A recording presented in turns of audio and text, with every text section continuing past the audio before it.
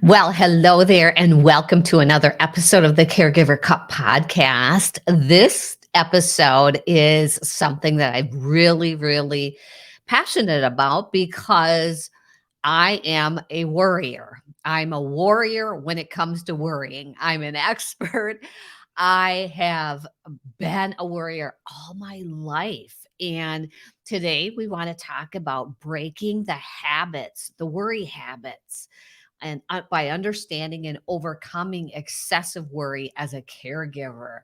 And we're going to get into, I'm going to intertwine stories into the whole episode because I have so many, so many, and so many that I have learned from, and so many that I recognize the risks from.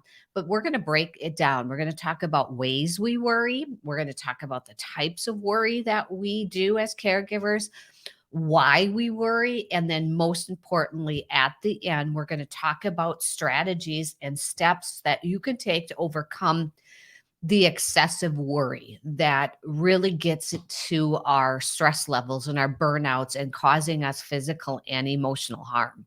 And so let's go ahead and get started, and let's talk about really the first most important piece is what is worry. And I'm going to read the textbook on my other screen here, but worry is a normal human emotion, and everyone experiences in some degree. It is a natural response to uncertainty and can be helpful to signal us some things like our brain will tell us when we're in harm's way, and it'll try to protect us by worrying. And so, some examples of worry are we may occasionally worry. We may not. It's normal to have the types of worry, and it arises in response to maybe a situation or event. We might worry if there's a tornado or somebody is ill, and we might worry about them.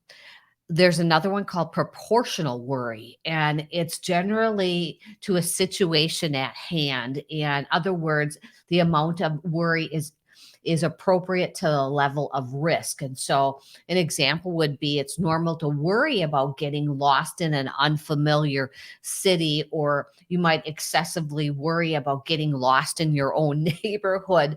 Um, and it may be a serious issue when you're worrying. And then there's adaptation when it comes to worry, where we're meaning there's useful purpose in helping us anticipate and prepare for potential problems. Like you're traveling and you're worrying about, am I going to make my connection? Or what precautions do I have to take so that I don't buzz when I'm going through the security row at the airport? And then there's worry that just takes care of itself over time. And maybe you're going for a job interview and you're worrying about the job interview, but after it's done, the worry is gone. And then there's worry that it doesn't interfere with our daily life, but we worry day to day, and it's maybe a distress or a distraction, but it's only temporary. And we will get over it. We may worry about it raining too hard and flooding my garden, for example. And it's just normal worry.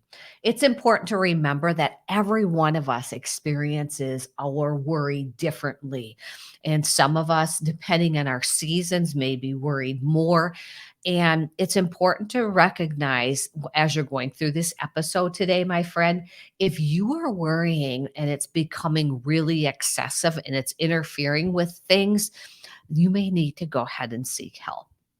And so the first story I want to share with you is when I dropped my oldest son, Mark, off at college. I was always worried about all three of my boys going to college, and I was imagining the worst. We would drop them off, and they would not go to school because their alarm, and then they got lazy. Or I'd worry about them getting into drugs and alcohol and partying too much.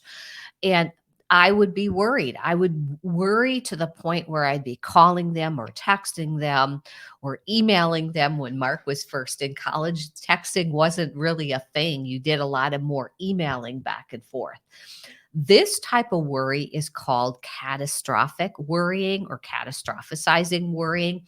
It's a type of cognitive distortion where a person imagines the worst possible scenario or situation. And think about you as a caregiver. You might be worried about something like maybe your parent is going to fall and break their hip, and you go ahead and reaffirm that with evidence of, seeing that many loved ones over the age of a certain age tend to break a hip. This kind of worry is unnecessary and may cause unnecessary stress and anxiety. And when I worried about that, I would be checking to make sure Mark wasn't on the checklist at the college. I was always checking in on him to make sure he was doing his thing. And it got to the point where I was stressing too much about him being gone. And he was in the avoidance area when it came to that. From a caregiver perspective, caregiver worry can be debilitating. And I want to jump back and talk about this because it can interfere with your daily functions when you are excessively worried, and it gets you into this distraction mode. And excessive worry can make it difficult for you to even focus in on your daily task or responsibilities. When my dad was in his, he had pancreatic cancer in those first few months. I was always worried. I was worried about when he was going to pass away. I was worried about how sick he was going to be. I was worried about my mom taking care of him. And then you start noticing it in your stress levels. You start noticing your body aches and muscle tensions, and you start feeling like you're not sleeping or you're not sleeping at all. And you become irritable and maybe even panic. So it can increase your stress levels, just like I talked about. It can lead to burnout because caregiving can be so demanding and stressful. Then add excessive worry onto that, you're starting to burn out because you're using all of your energy and your emotions on the worry piece, and it's impacting your health and it's impacting your care. I would catch myself at night worrying about when my dad was going to pass away, or when if Dennis's chemotherapy didn't work, my husband Dennis's chemotherapy didn't work, what happens? I would be Googling on my phone at night, looking at life expectancy, looking at all of the conditions that he had. And then if you're an excessive worrier, it can definitely impact your relationships with your loved ones and your friends, because caregiving, you can start withdrawing, you can start isolating yourself due to worrying, and then it can cause a strain on the relationship because of the loneliness issue.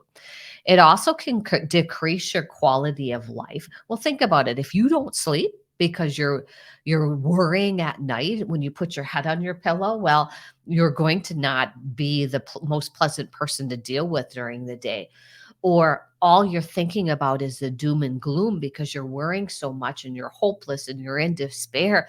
People don't want to be around you, or you don't want to be around them. So overall, excessive worry, like I said, can be debilitating. It can have negative impacts on your physical and your mental health and your quality of life, and really take a toll on that. And so let me go ahead now and switch gears and talk about excessive worry. When you're, I think is it two? Oh, I think I misspelled that. It's supposed to be one M, by the way. Rumination. It can be rumination. They call it excessive rumination worry. When a person repeatedly dwells on their negative thoughts and their worries, often without finding resolution. They're just worried.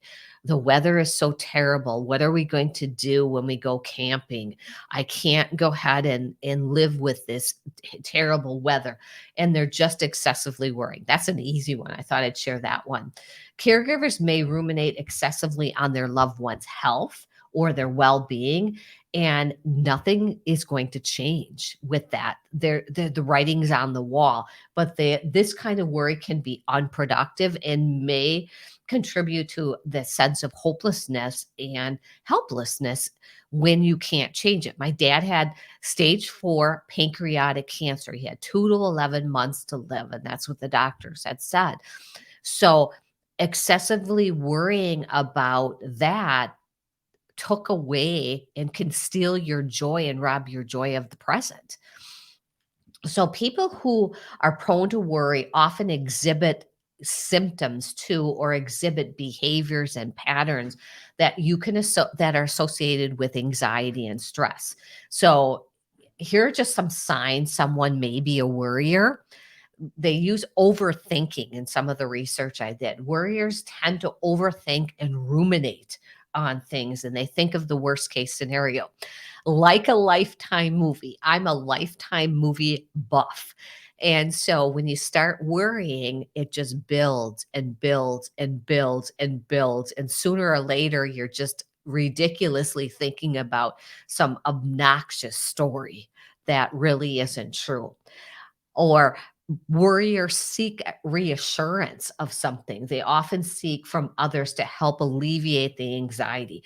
Is this chemotherapy really going to work? Is this medicine really going to work? Because, and so they may obsessively look at the details, and any hiccup that they see in your loved one's health, if you're a worrier, you may just say, oh, okay, the cancer's back. I see this happening, and it may not be. Or they're the opposite is they're avoiding. Some worriers may avoid situations or activities that perceive them to be stressful or anxiety provoking. This can lead to a state of avoidance, that isolation that may happen. You may notice physical symptoms in them. They're restless, they're muscle tension, they may have difficulty sleeping, they're uncomfortable and cannot further feel their feelings and it fuels their feelings of worry and stress and anxiety. A worrier also is a procrastinator, and procrastinate worriers may procrastinate or delay taking action because they are anxious or worried about the situation, instead of, like, it's almost like a sense of paralysis, and they don't want to go ahead and address the worry and stress. They just want to push it off and say, oh, things, this is the way it is, or they use the words, it is what it is. So it's important to note if you're experiencing uh, any of these signs, and you're noticing that you're worrying and is one of the causes, that may be something that you might want to do. So, another situation that I think about is I worry a lot about crime, and I worry a lot about specifically walking and in the morning, and because the news and the social media posts always are reaffirming my worry. What if somebody would go ahead and try to steal one of my dogs when I'm walking? Or what if, somebody is out there, because women's assaults are such a big ordeal, or they can be.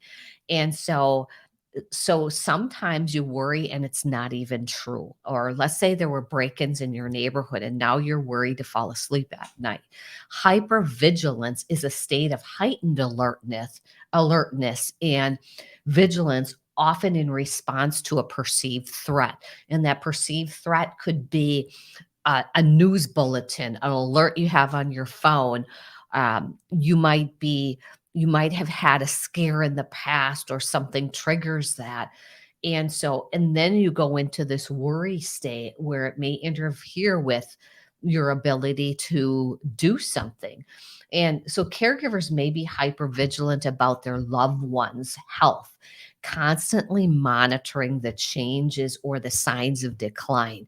This drove my dad nuts. He knew he was going to pass away. That the writing was on the wall. But anytime anybody would come over, my mom would say, "Hey, pay attention. Dad is not blah, blah, blah. And then we would come in and we'd say, Dad, how are you feeling? Mom said this. And when you're in that state and you're just constantly looking at the negative and worrying about that, everybody's affected by that. And it can get you into that mindset. So let's shift gears again and talk about the risks of worry. There's so many risks of worry that I think you and I know what these are, but I have the textbook version here that I want to read to you. It can create physical and mental health outcomes, increased risk of depression and anxiety. Caregivers who experience excessive worry may be more likely to develop symptoms of depression and anxiety, including feelings of sadness, hopelessness, and irritability. Your stress levels go up when it comes to worry, especially caregivers. We're so prone to chronic stress or that caregiver stress, and then even burnout is another one here that can lead to heart disease and digestive issues and decreased immune system. It can lead to prolonged stress and and burnout, like I just talked about. A decreased quality of life is another risk because caregiving takes a toll on our quality of life, leading to a decreased enjoyment for the things that we used to love, like hobbies or passions or activities or social engagements. And so all of this risk can I've seen so many people with high blood pressure, diabetes. I had some of my caregiver clients that have had heart attacks, gained weight, lost weight. And so it's important to go ahead and identify your worry and your stress level and look at ways that you can reduce your stress levels. I want to talk about you and I and when I was in my corporate job and I just retired in January from my corporate job of 32 years. I was in an adult learning. I was a manager of a call center. I then moved into welcoming new hires through an enterprise orientation program into our Fortune 50 company. And so I had when I first started my job there in the onboarding space and it probably was about 10 years ago, 15 years ago, something like that. One of my first jobs was to go ahead and take care of the enterprise orientation program. And the best way for me to learn the enterprise orientation program was to facilitate it. And so I jumped in my first week and I was in a ballroom in Louisville, Kentucky, facilitating to 500 people. Didn't know the flow very well, but I studied enough knowing that I had to have all my team with me. And team meaning AV equipment and setup. I had check-in people. I had assigned people to help me with setup and all of that kind of stuff. And I planned and assigned everyone, but and so I knew that I went in as much as I could, but you know as well as I, something is bound to go wrong. And when you set unrealistic expectations, like everything's going to go perfect, you tend to go ahead and worry. And I didn't sleep the night before. I knew I could be prepared in certain pieces, but I wasn't expecting the weather to be 95 plus degrees and having a ballroom of 500 people and having problems with the cooling and air conditioning. So to say the least, everybody was sweating. I didn't wear the appropriate clothing. I had a jacket on, but I had a long sleeve shirt on underneath. I had a light pastel um, uh, button down shirt that showed my sweat stains because I was sweating so much. But yeah, as a caregiver, you worry. And I left that day worrying about what people thought about me as well. And it's like, you just have to figure out a way to let it go. And worry is going to be a normal part of your life. But when we set unrealistic expectations for ourselves, we may worry that we're not doing enough or providing the best possible care for our loved one. And we may constantly worry. These may be so unrealistic that we feel guilty for or inadequate, and we're worrying about that. And this kind of worry is unnecessary and definitely contributes to our frustration, stress, and our burnout. And uh, to just reaffirm this a little bit, there are about 43 million and a half maybe caregivers in the United States right now. And of those 43.5 plus million caregivers, 38% of people surveyed report that they feel emotionally stressed and worried.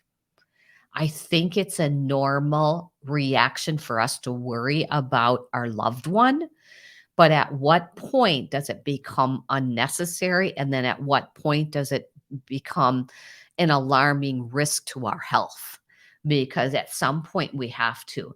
Now, there's more stats like Alzheimer's Association found that 72% of caregivers that cared for people with Alzheimer's and dementia reporting anxiety and worry. 60% of caregivers reported that they're overwhelmed, which is not uncommon and unthought of. Now, people that are in hospice care, the numbers go way up. It's 80%, 87% worry, but they worry about their loved one's pain and symptom. And so it's important for us to recognize, why are we worrying and what are we worrying about? And according to the report at the CDC, caregivers who report high levels of stress and worry are more prone to higher risk of chronic disease and or I can't say it, and early mortality. And so it just blows my mind. So I want to talk about here once. I want to talk about, as a family member, there are several strategies that you can take.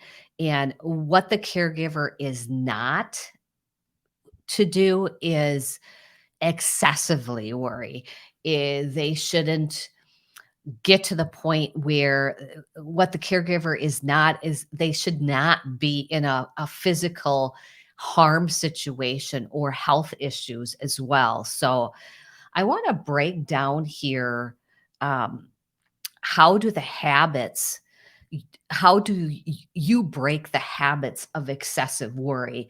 And there are some strategies in place that are really textbook strategy, but there are some that I feel are more common and realistic. So what I'm trying to say is, let me tell you Kathy's version of strategies and how to break them. And then I'll give you the textbook version that is out there. I think the very first thing that you need to do is embrace and identify your worry.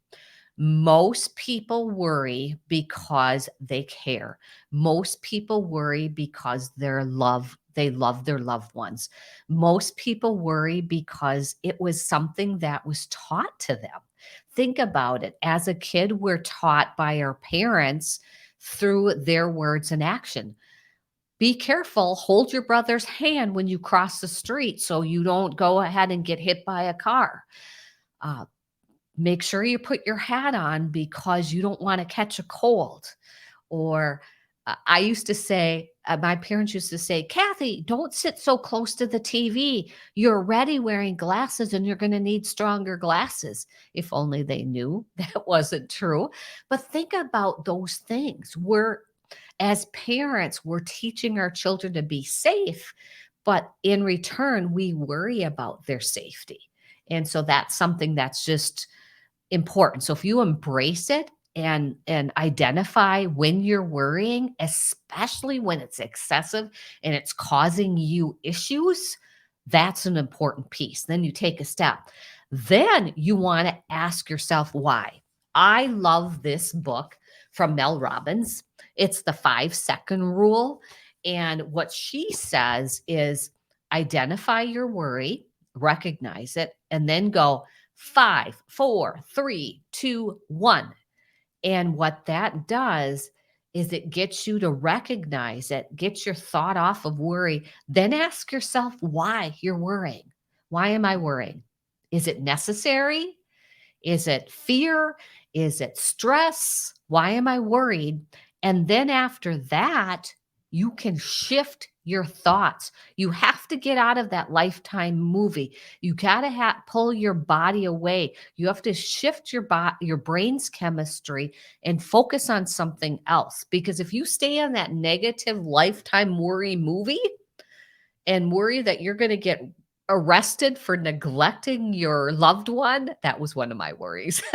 It was so ridiculous because I wanted to take time away. I was worried that I was going to go ahead and get reported for neglect for my husband. Yeah. So you want to shift your thoughts. You want to go ahead and do something that's going to shift your thoughts. Here are a couple of things that I do. I shift my thought to the present and focus in on the positive things. What am I grateful for? Or I might go for a walk and I call it my worry walk and let go of the worry. I might grab a journal, write down my worry, and then write down true or false next to them. Whatever you need to do. So embrace your thoughts, ask yourself why, and then shift your thoughts. And so that you can go ahead and do those things. And so let me share some of the textbook answers, which I think are good, but on the flip side, I think they're ridiculous to start with, in my opinion. It says seek support. Caregiving can be challenging, so you want to find a network of people. Now, that's a great suggestion. Let's say you recognize it, you ask yourself why, and you start shifting your thoughts and you can't shift your thoughts. Well, maybe you reach out to a friend or a community. The Caregiver Cup Circle is a great community. I have that as as a membership that is just a minimal membership. You can text a friend to say, hey, can you help me with my worry? Because I'm excessively worrying. So when I worry, can you ask me why I'm worrying and tell me if it's true or false? Find your network. You also can practice self care. And I know all of us just hate this word self care, but you can go ahead and look at things that you can do to reduce your worry. Like you maybe take deep breaths. Maybe you look at, if you're trying to get a good night's sleep and you're worrying in bed at night, what can you do to get a good night's sleep? Maybe you have to go ahead and journal it out. Maybe you have to go ahead and think of things you're grateful for. Maybe you have to look at, you know, am I getting enough sleep if I'm eating healthy? You have to also set boundaries for yourself and really look at saying no to things that are making you fatigued, stressed, because you tend to worry more when your body is not at its tip top shape, or the worry will get to you faster when you are not energized, when you are not getting enough sleep, when you're too stressed out. And then relaxation tips is another one, that potentially meditation, mindfulness, muscle relaxation. Hey, listen to this podcast or record something for yourself on your phone to say, when I worry, and you can say and talk to yourself as if you're the excessive worrier. And when you worry, then you turn that on and listen to that music. Or if you find yourself not being able to make it through, then maybe you need to get a coach or seek medical professional help from a licensed counselor.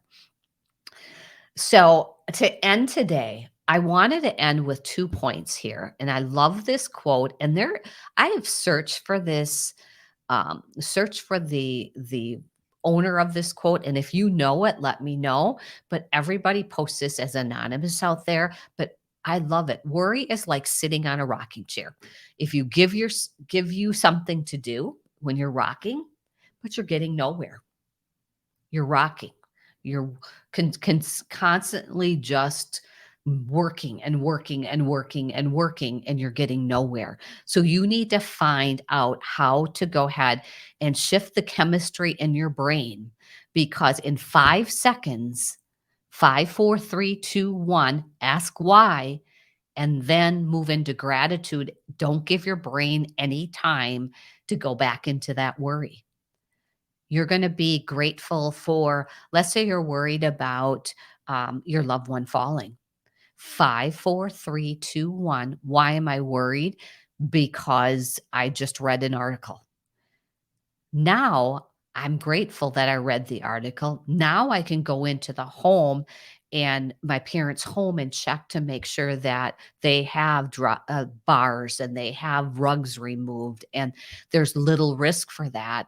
And I'm grateful that, I am working my job right now and the sun is shining and I get to see my parents once every other day, and I have the help that's supporting me. Whatever, just keep going, keep going, keep going, keep going until that worry is a distant past. So worry is a normal human reaction, but worry shouldn't consume you, and it should not cause added stress and issues and challenges and risk. Caregiving can be challenging and stressful enough.